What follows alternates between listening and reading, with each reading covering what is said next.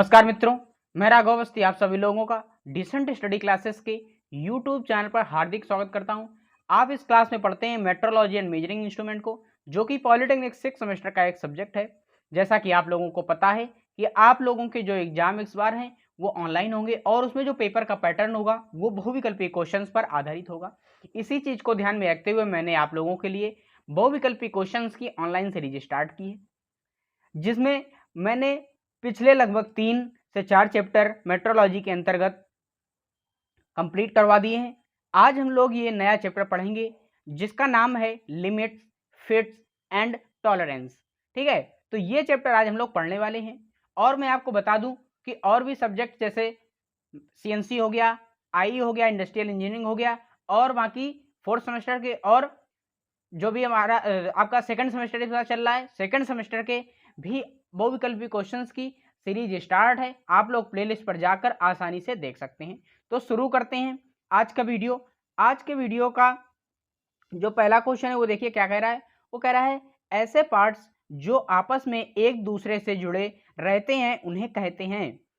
कोई दो पार्ट हैं, ये पार्ट हैं, ये अगर आपस में जुड़े हैं तो उन पार्टों को हम लोग क्या कहेंगे? तो उन पार्टों को हम लोग मैटिंग पार्ट्स कहते हैं या फिर मैचिंग पार्ट्स कहते हैं। जब दो पार्ट आपस में मैच करते हैं तभी तो उनको जोड़ा जाता है। जैसे कि ट्रैक्टर और ट्राली का जो अटैचमेंट होता है वो जब जुड़ जाते हैं तो वो मैचिंग पार्ट कहलाते हैं। ठीक है, तो आप लोग ये अच्छे से समझ गए होंगे। अब हम लोग देखते हैं अपना अगला क्वेश्चन। देखिए अगला क्वेश्चन क्या कह रहा है। अगला क्वेश्चन कह रहा है कि सॉरी थोड़ा सा ऊपर कर लेते हैं, क्वेश्चन ज्यादा बढ़ गया आगे। हाँ देखिए ये क्या कह रहा है। क्वेश्चन कह रहा है कि मैटिंग पार्ट्स की आपस में एक दूसरे से संपर्क में रहने वाली सतह कहलाती है। क्या चीज? जो दो मैचिंग पार्ट हैं उनकी जो सतहें आपस में जुड़ रही हैं उन सतहों को या फिर उन सरफेसेस को हम लोग क्या कहेंगे? तो उन सतह को हम लोग कहते हैं मैचिंग सतह या मैचिंग सरफेस। ठीक है, तो आप लोग ये भी नोट कर लीजिए। अब हम लोग देखते हैं अपना अगला क्वेश्चन। बहुत ही ज्यादा ये सिंपल क्वेश्चन है, इसमें ज्यादा समझाने की आपको जरूरत हमें नहीं है। तो देखते हैं अगला क्वेश्चन। अगला क्वेश्चन क्या कह रहा है। मैचिंग पार्ट के आपस में एक दूसरे के संपर्क में रहने की प्रकृति को कहते हैं। जो आपके पार्ट हैं वो एक दूसरे से बंधे हुए हैं तो उनकी प्रकृति को हम लोग क्या कहेंगे? तो फिट जो होता है, फिट आपको पता है कि दो पार्टों को फिट करने के लिए, फिट करने की या फिर जो जुड़े रहते हैं उनकी क्रिया को हम लोग फिट कहते हैं। या फिर बांधना, उनको बांध दिया जाए किसी भी चीज द्वारा, तो ये दोनों ही चीजें सेम है। तो इसका आंसर ए बी बोथ बिल्कुल करेक्ट हो जाएगा। आप लोग इसे नोट कर लीजिए। अब हम लोग देखते हैं अपना अगला क्वेश्चन। देखिए अगला क्वेश्चन क्या कह रहा है। अगला क्वेश्चन कह रहा है कि किसी पार्ट की ड्राइंग पर दो प्रकार के साइज अंकित किए जाते हैं। कि क्या है? कोई साइज बनाई, जो भी ड्राइंग बनाई गई है उसके जो साइज होते हैं वो कौन कौन से अंकित किए जाते हैं? तो पहला होता है अधिकतम माप और न्यूनतम माप। क्या हम किसी भी चीज को क्या दो लिमिट दे देते हैं कि आप जो पार्ट बना रहे हैं या तो इसकी इतनी अधिकतम माप होनी चाहिए या फिर इतनी निम्नतम से निम्नतम होनी चाहिए। ठीक है, जैसा कि आपको पता है कि आप मान लीजिए मार्क्स में बोला जाता है कि अगर आपके इतने अधिकतम या फिर इतने न्यूनतम के बीच में नंबर आ गए तो आप क्या है इस एग्जाम को क्रॉस कर ले जाएंगे। तो यही दोनों लिमिट होती हैं ये। तो सी नंबर ऑप्शन ए भी बहुत बिल्कुल करेक्ट हो जाएगा। आप लोग इसे नोट कर लीजिए। अब हम लोग देखते हैं अपना अगला क्वेश्चन। देखिए अगला क्वेश्चन क्या कह रहा है कि अधिकतम माप एवं न्यूनतम माप को कहते हैं। जो अधिकतम माप होती है और न्यूनतम माप होती है वो क्या होती हैं? सीमाएं होती हैं कि किसी चीज की अंतिम और जो जितना लास्ट तक जा सकते हैं और जितना प्रारंभ तक गिर सकते हैं तो उसे अंतिम कहते हैं। जैसे क्या है कि कोई ये एक ऊंचाई है, इसमें बोला जाता है आप तो या तो इसकी न्यूनतम ऊंचाई पे पहुंचो या तो इसकी अधिकतम ऊंचाई पे पहुंच जाओ। तो क्या ये दो सीमाएं दे दी गई हैं। ठीक है, तो इन्हें हम लोग सीमाएं बोलते हैं। तो इसका सी नंबर ऑप्शन बिल्कुल करेक्ट है। आप लोग नोट कर लीजिए। अब हम लोग देखते हैं अपना अगला क्वेश्चन। अगला क्वेश्चन देखिए क्या कह रहा है कि किसी पार्ट के मापन के अधिकतम सीमा एवं न्यूनतम सीमा के अंतर को कहते हैं। पार्ट हमारा जो भी है उसकी जो अधिकतम सीमा होती है मैक्सिमम लिमिट होती है और मिनिमम जो लिमिट होती है उनका अगर अंतर लिया जाए तो उसे हम लोग सीमांतर कहते हैं, सीमाओं में अंतर। ठीक है, तो आप लोग ये नोट कर लीजिए। अब हम लोग देखते हैं अपना अगला क्वेश्चन। देखिए अगला क्वेश्चन क्या कह रहा है। अगला क्वेश्चन कह रहा है कि पार्ट के माप में यदि टॉलरेंस का मान उसके बेसिक साइज के एक ही साइड में दिया गया हो तो उसे कहते हैं। तो मैं आपको बता दूं कि जो टॉलरेंस होता है वो हमारा दो प्रकार का होता है।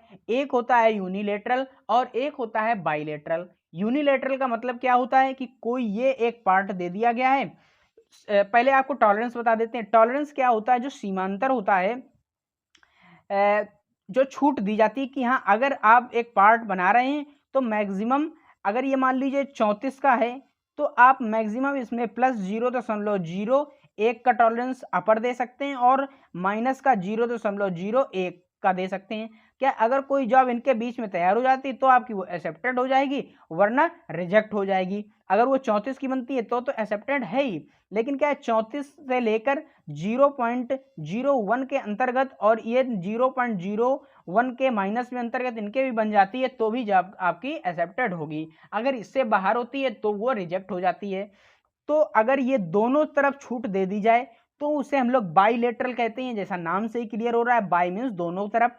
और अगर ये छूट एक तरफ दी जाए कि हाँ सिर्फ आपको प्लस में अधिकतम तो इतनी रख सकते हैं लेकिन न्यूनतम बिल्कुल नहीं करनी है, एग्जैक्ट माप जो हमारी 24 है उतनी ही होनी चाहिए, तो इसे हम लोग यूनिलेटरल कहते हैं। यूनिलेटरल में क्या है, दोनों, चाहे प्लस वाली दे दी जाए चाहे माइनस वाली।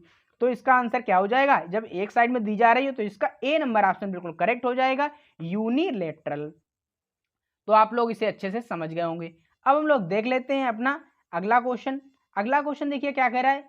अगला क्वेश्चन कह रहा है कि पार्ट के दोनों साइड में टॉलरेंस का मान दिया हो तो उसे कहते हैं।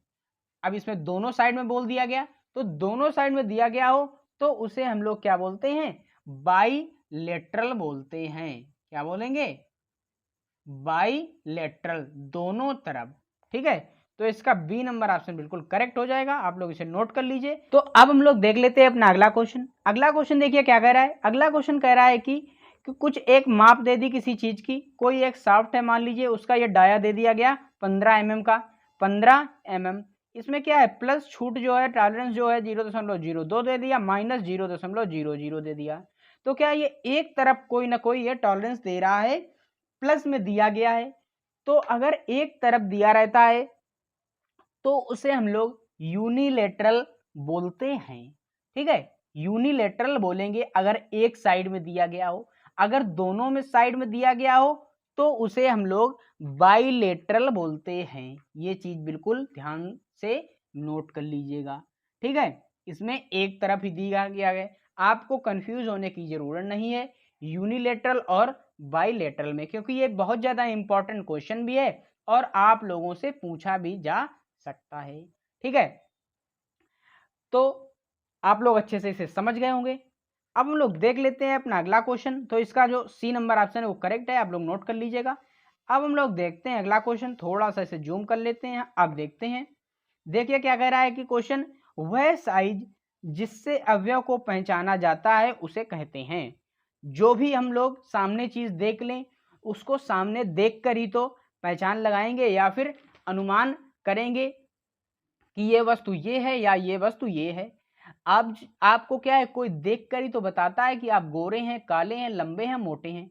तो अगर कोई चीज को, ये किसी अवयव को पहचाना जाता है जिसे, उस अवयव को हम लोग क्या कहेंगे, वो जो हमारा होता है वो उसका नॉमिनल साइज होता है।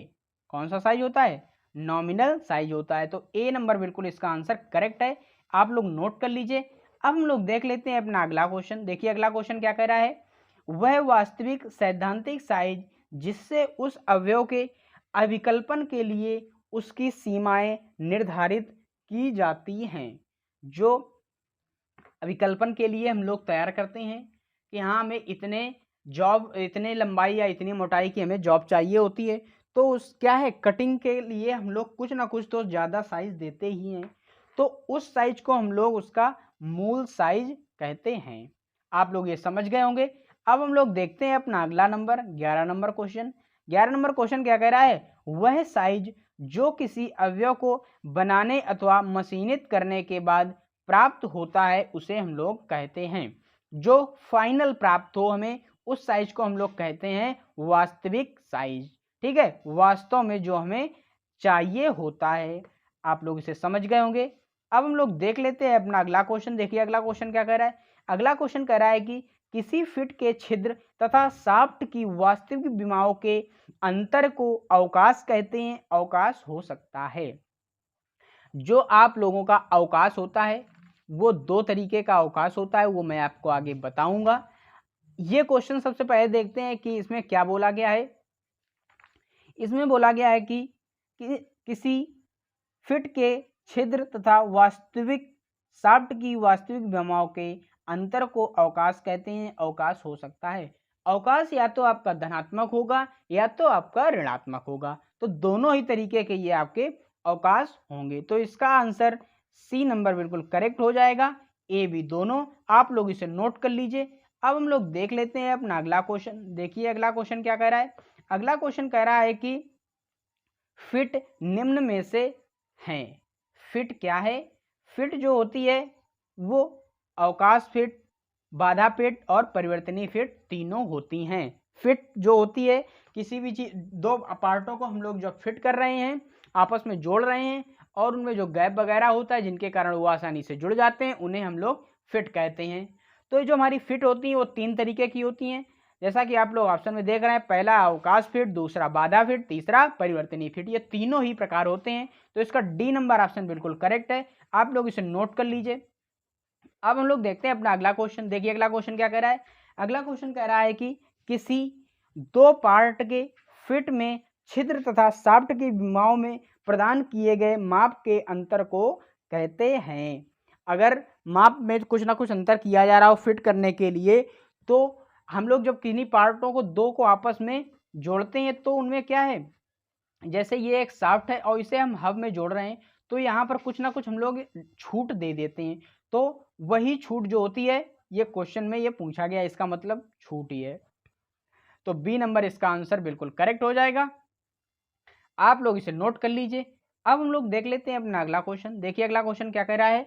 किसी उत्पाद के वास्तविक माप तथा मूल माप के बीच गणितीय अंतर को कहते हैं। वास्तविक साइज जो दिया हो गया हो और उसका मूल माप जो हो उसकी, उन दोनों के अंतर को हम लोग विचलन कहते हैं। ठीक है, तो विचलन का फार्मूला हो जाता है वास्तविक माप माइनस मूल माप। तो आप लोग ये अच्छे से समझ गए होंगे। अब हम लोग देख लेते हैं अपना अगला क्वेश्चन। अगला क्वेश्चन देखिए क्या कह रहा है। अगला क्वेश्चन कह रहा है कि निम्न में विचलन के प्रकार होते हैं। तो विचलन भी आपके दो तरीके के होते हैं, ऊपरी विचलन और निचला विचलन। तो इसका सी नंबर ऑप्शन बिल्कुल करेक्ट है। आप लोग इसे नोट कर लीजिए। अब हम लोग देख लेते हैं अपना अगला क्वेश्चन। देखिए अगला क्वेश्चन क्या कह रहा है। अगला क्वेश्चन कह रहा है सीमांतर का निम्न में से सूत्र है।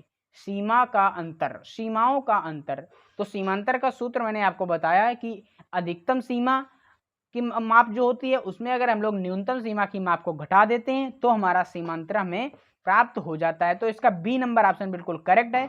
आप लोग इसे नोट कर सकते हैं। अब हम लोग देख लेते हैं अपना अगला क्वेश्चन। अगला क्वेश्चन देखिए क्या कह रहा है। अगला क्वेश्चन कह रहा है दी गई माप प्रदर्शित करती है। ये फिर से एक देखिए माप दे दी जिसमें क्या है, दोनों तरफ की विमाएं दे दी गई, माइनस में भी छूट है और प्लस में भी छूट है। तो ये सीमांतर जो होगा वो हमारा द्विपार्श्विक सीमांतर कहलाता है, जिसे हम लोग बाइलेटरल बोलते हैं। ये हिंदी में लिख दिया, इसी को हम लोग बाइलेटरल बोलते हैं। एक पार्श्विक सीमांतर को हम लोग यूनिलेटरल बोलते हैं। जो हमारा यूनिलेटरल होता है वो एक साइड में कुछ ना कुछ छूट होगी और जो बाइलेटरल होगा उसमें प्लस माइनस दोनों साइड में छूट दी रहेगी। तो आप लोग ये अच्छे से समझ गए होंगे। आप लोग इसे नोट कर लीजिए। अब हम लोग देख लेते हैं अपना अगला क्वेश्चन। देखिए अगला क्वेश्चन क्या कह रहा है। अगला क्वेश्चन कह रहा है कोई अवयव दूसरे अवयव पर उसकी अक्ष की दिशा में सरकते हुए या फिसल कर फिट होते हैं तो उसे कहते हैं। तो मैं आपको बता दूं कि जब हम लोग किन्हीं अवयव को फिट करते हैं, दो पार्टों को आपस में फिट किया जाता है, तो वो हम लोग आकारांतर फिट के अंतर्गत अगर फिट कर रहे हैं तो वो दो प्रकार से करते हैं। एक होता है सरक फिट और दूसरा होता है अविरल फिट। सरक फिट को हम लोग स्लाइडिंग फिट बोलते हैं और अविरल फिट को हम लोग रनिंग फिट बोलते हैं। तो स्लाइडिंग से आप लोगों को समझ में ही आ रहा है, सरकन से समझ में आ रहा है कि जब फिट किए जा रहे हो वो सरक कर फिट हो, ठीक है, रेखीय गति करके फिट हो, सरकें। और क्या है हमारा जो अविरल या फिर रनिंग फिट है, रनिंग फिट में क्या होता है कि जो दो पार्ट है वो आपस चल रहे हो, चलते हुए, घूर्णन करते हुए, जैसे कि बियरिंग और शाफ्ट को जब शाफ्ट में बियरिंग को फिट किया जाता है तो गोल गोल घुमाते हुए अंदर को ले जाते हैं, तो ये हमारी अविरल फिट होती है। और अगर हम लोग इसे खिसकाते हुए ले जाते हैं, जैसे पंच और डाई, पंच जो होती है और डाई जो होती है, ये हम लोग खिसकाते हुए ले जाते हैं, तो इसे हम लोग क्या बोलते हैं, उसे हम लोग बोलते हैं सरक फिट। फिट किया जा रहा है किसके द्वारा, सरक के द्वारा। तो ये क्वेश्चन जो पूछ रहा है वो क्या कह रहा है कि ये क्वेश्चन कह रहा है, देख लेते हैं दोबारा से, हाँ, कोई अवयव दूसरे अवयव पर उसकी अक्ष की दिशा में सरकते हुए फिसल रहा है। तो देखिए सीधे सीधे इसने बोल ही दिया है, सरकते हुए जा रहा है, तो सरकते हुए जा रहा है तो उसे हम लोग बोलते हैं क्या, सरक फिट, सरक फिट बोला जाता है, ठीक है। तो आप लोग अच्छे से इसे समझ गए होंगे। अब हम लोग देख लेते हैं अपना अगला क्वेश्चन। अगला क्वेश्चन देखिए क्या कह रहा है, अगला क्वेश्चन कह रहा है कि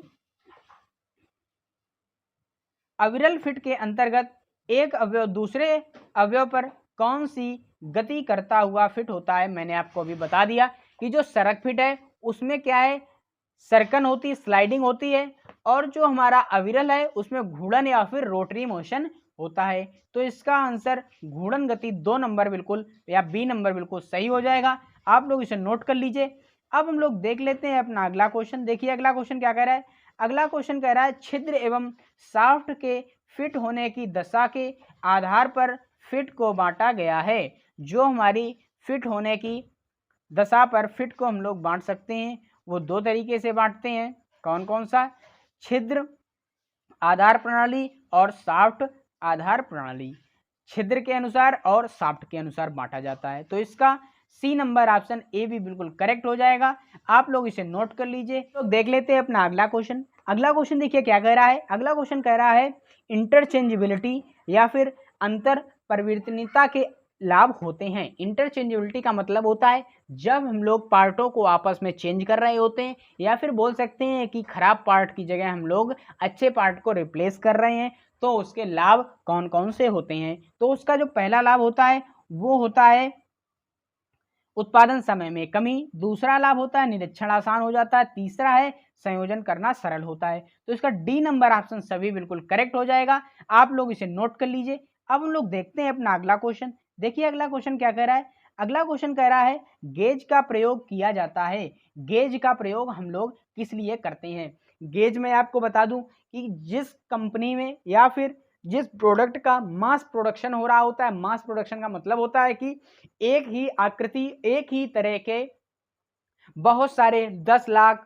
20 लाख या 10,000 20,000 पार्ट कहीं पर बन रहे हो एक साथ, तो उसे हम लोग मास प्रोडक्शन कहते हैं, ठीक है।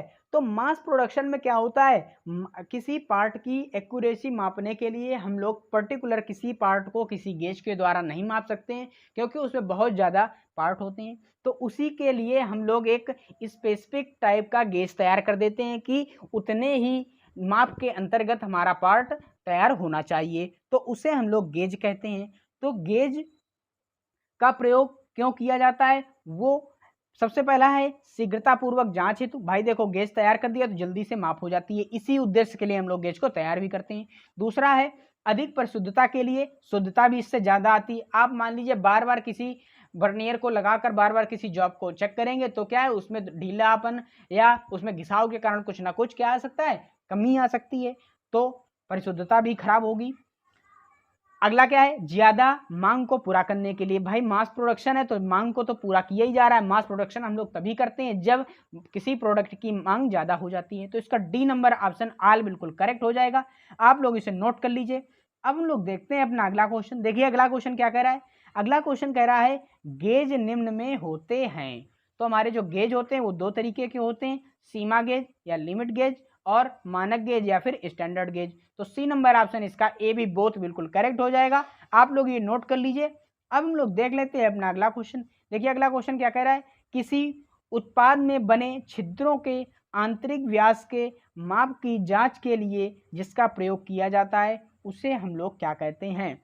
कोई जॉब है, उसके अगर हम लोग होल का इंटरनल व्यास माप रहे हैं तो उसे हम लोग कहेंगे सीमा स्नैप गेज। क्या कहेंगे, सीमा स्नैप गेज। ये दो तरीके के होते हैं, सीमा प्लग गेज और सीमा स्नैप गेज। जो हमारा सीमा प्लग गेज होता है ये क्या होता है, ऊपरी भाग को मापता है, सॉरी सीमा प्लग गेज जो होता है वो आंतरिक व्यास को मापता है। तो यहाँ पर क्या है, आंतरिक व्यास ही पूछा गया, तो इसका ए नंबर ऑप्शन यहाँ पर सही है, ये काट दीजिएगा, ये वाला ऑप्शन यहाँ पर नहीं होगा। कौन सा, हाँ इसे आप लोग हटा दीजिएगा, बी नंबर ऑप्शन नहीं है यहाँ पर, ए नंबर ऑप्शन इसका सही है। तो जो हमारे सीमा गेज होते हैं वो दो तरीके के होते हैं, सीमा प्लग गेज और सीमा स्नैप गेज। सीमा प्लग गेज क्या करते हैं, किसी जॉब के छिद्र के आंतरिक व्यास को मापते हैं, और जो हमारे सीमा स्नैप गेज होते हैं वो किसी भी जॉब के आंतरिक व्यास को मापते हैं। तो इसका आंसर ए बिल्कुल करेक्ट है। अब आप लोग इसे नोट कर लीजिए। अब हम लोग देखते हैं अपना अगला क्वेश्चन। देखिए अगला क्वेश्चन क्या कह रहा है, अगला क्वेश्चन कह रहा है उत्पाद की बाहरी सतह मापने के लिए प्रयोग किया जाता है। अभी मैंने आपको बता दिया सीमा स्नैप गेज का यूज किया जाता है, तो आप लोग इसे अच्छे से नोट कर लीजिए। अब हम लोग देख लेते हैं अपना अगला क्वेश्चन। देखिए अगला क्वेश्चन क्या कह रहा है, अगला क्वेश्चन 27 नंबर कह रहा है स्थिर सीमा स्नैप गेज को कहते हैं। जो हमारा स्थिर सीमा स्नैप गेज होता है उसे हम लोग दूसरे नाम से जानते हैं, जिसे हम लोग कैलिपर गेज भी बोलते हैं। तो आप लोगों को ये सीधे याद कर लेना है।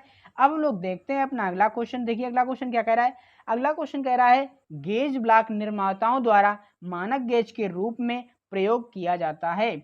मानक गेज के लिए हम लोग रेफरेंस गेज ब्लॉक का यूज करते हैं। अगर कोई हम लोग गेज बना रहे हैं, गेज तैयार कर रहे हैं, तो उसके लिए एक रेफरेंस के रूप में या फिर बोल सकते हैं उसकी तुलना के रूप में रेफरेंस गेज ब्लॉक ले लेते हैं और हम अपना पार्ट तैयार कर लेते हैं। तो आप लोग अच्छे से समझ गए होंगे। अब हम लोग देख लेते हैं अपना अगला क्वेश्चन। देखिए अगला क्वेश्चन क्या कह रहा है, अगला क्वेश्चन कह रहा है किसी उत्पाद के टेपर छिद्र को मापने के लिए प्रयोग किया जाता है। क्या चीज, कोई एक जॉब है, मान लीजिए इस तरीके से ये टेपर है, तो इस छिद्र को मापने के लिए हम लोग किसका प्रयोग करते हैं, इसके लिए हम लोग टेपर प्लग गेज का यूज करते हैं। इसके लिए किसका यूज करते हैं, टेपर प्लग गेज। तो आप लोग ये याद कर लीजिए। अब हम लोग देखते हैं अपना आज का अंतिम और last question. Last question 30 number क्या कह रहा है, कह रहा है कि बाह्य व्यास को मापने के लिए निम्न में कौन गेज प्रयोग किया जाता है। बाह्य व्यास अभी मैंने आपको ये भी बताया था कि सीमा स्नैप गेज को भी मापा जा सकता है, और हम लोग उसे रिंग गेज द्वारा भी नाप सकते हैं। बाहरी व्यास को हम लोग रिंग गेज द्वारा भी माप सकते हैं। तो आशा करता हूं ये सारे क्वेश्चंस आप लोगों को अच्छे से क्लियर हो गए होंगे। अगर आप लोगों को क्लियर हो गए होंगे तो आप लोगों ने नोट भी किए होंगे। अगर अभी तक नोट नहीं किए हैं तो ये दोबारा से नोट कर लीजिएगा, क्योंकि पेपर के पहले पढ़ने में आपको बहुत ज़्यादा आसानी होगी, और यही सारे क्वेश्चंस आप लोगों को पेपर में श्योरिटी से देखने को मिलेंगे। ठीक है, कुछ बच्चे बोल रहे थे कि क्वेश्चन आप बहुत सरल करवा रहे हैं, तो सरल क्वेश्चन बिल्कुल भी नहीं है, ये आपके सिलेबस के अनुसार है। इसी स्टैंडर्ड का या इसी लेवल का आपका पेपर बनेगा। यही सारे ऐसे ही क्वेश्चन आएंगे, ना बहुत ज़्यादा टफ आएगा और ना बहुत ज़्यादा इजी आएगा। ठीक है, मीडियम का पेपर आएगा, और ये सारे क्वेश्चंस मीडियम लेवल के ही हैं। ना बहुत ज़्यादा डीप गया हूँ मैं, और ना बहुत ज़्यादा ऊपर रहा हूँ। ठीक है, ये सिर्फ आपके सिलेबस के अकॉर्डिंग ही है। तो आप लोगों को चिंता करने की ज़रूरत नहीं है, इसमें डाउट करने की कोई ज़रूरत नहीं है कि सिलेबस से बाहर है या सिलेबस का इधर उधर का है। ठीक है, क्योंकि मैं सारा जो भी ये कंटेंट आपको देता हूँ आपके सिलेबस के अनुसार बुक से देता हूं, ना कि गूगल किया हुआ है, या फिर ना किसी हाई लेवल की बुक से, या ना किसी लो लेवल की बुक से। आपका एग्जाम है पॉलिटेक्निक का, तो मैं पॉलिटेक्निक की ही बुक से ही आपको क्वेश्चन देता हूं। तो आप लोगों को घबराने की जरूरत नहीं है। आप लोग निश्चिंत होकर सिर्फ वीडियो देखते रहिए, चिंता करने की कोई जरूरत नहीं है। सिलेबस कैसे होगा या क्या हो रहा है ये चिंता मेरी है, आप लोगों की नहीं है। आप लोगों की जो चिंता है वो सिर्फ पढ़ाई करना है। अगर आप लोग पढ़ते रहेंगे तो आप अच्छे नंबर लाएंगे, अगर इधर उधर की बातों पर ध्यान देंगे तो वो आप खुद समझिए। तो मिलते हैं अगले, ये देखिए इस वीडियो में ये पूरा चैप्टर पूरा हो गया आपका फिनिश। इतने ही क्वेश्चन इसमें बन सकते हैं। तो अगले वीडियो में कुछ अगले क्वेश्चंस के साथ में मिलेंगे। तो चलते हैं, तब तक के लिए जय हिंद, वंदे मातरम।